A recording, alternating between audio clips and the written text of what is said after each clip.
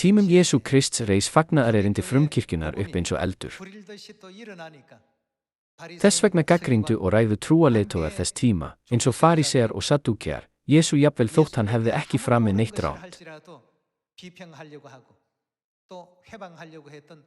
Á sama hátt eru trúarleiðtogar nú á dögum á varðbergi gagnvart fólki Síon. Í dag skulum við því skoða orð Guðs undir predikunartitlinum, hvað er öðruvísi og hvað er rangt. Sannleikurinn sem Jesús kom með til okkar er fagnaðarerindið sem við höldum í dag.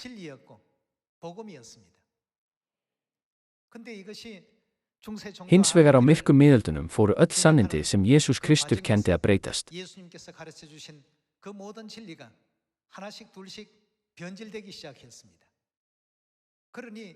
Getur þá kirkja okkar, sem heldur fast við upprunalegan sannleika Jesú Krists, og kirkjurnar sem halda fast við það sem hefur verið breytt, nokkuð tíman verið sú sama?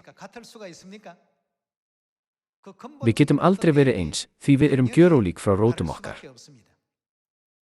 Ef við erum ólík þeim, myndi Guð þá segja að við höfum rangt fyrir okkur eða þau hafa það?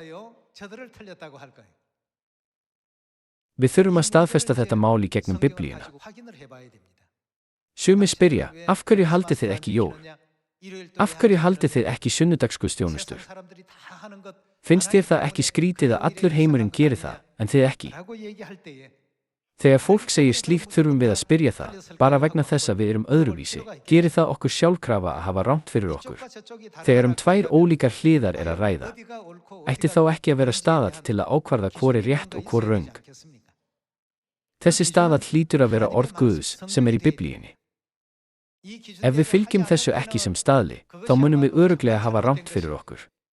Hins vegar, ef við fylgjum þessu sem staðli, þá verður að viðurkenna það sem rétt. Við skulum fletta upp í Jóhannesarguðspjall, kafla 5, vers 39. Jesús sagði, þér rannsakið ritningarnar. Hvað sagði Jesús okkur að gera við Biblíuna?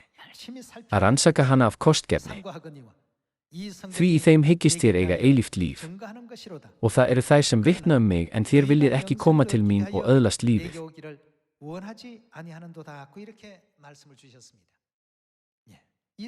Biblían er mælikvarði sem gefur okkur leiðina til eilífs lífs. Ef því ekki Biblían, sem er samsett með orði Guðs, staðallinn til að dæma hvort eitthvað sé rétt eða rangt. Ástæðan er sú að Guð er frelsarinn sem getur vissulega endurleyst sálir okkar. Þeir sem hafa annan mælikvarða eru ólíkir Síon okkar á allan hátt, í kenningum sínum, venjum og svo framvegis. Gerir það sannleika kirkju Guðs rangan, vegna þess að við erum ólík þeim? Auðvitað ekki. Við verðum að skoða þessi mál og athuga hvort við erum að fara eftir orðum Guðs eða ekki.